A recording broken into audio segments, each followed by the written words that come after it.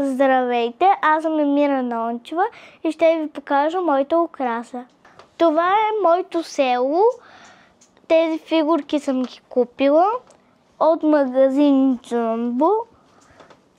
И съм наредила тези къщички, сложила съм батерии и съм купила тези елхички. Сега да преминем към моята елха.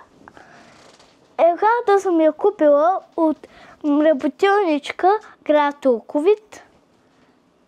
И тази балерина също.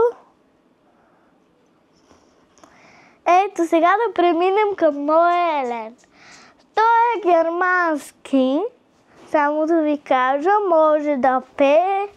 Сега ще ви го покажа. Хайде.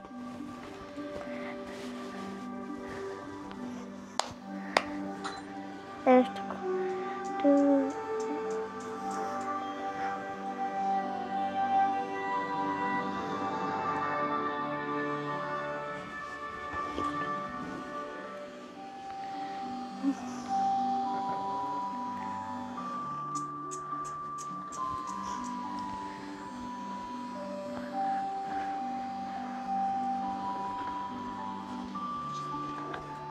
Скоро ще имаме коледни гривни.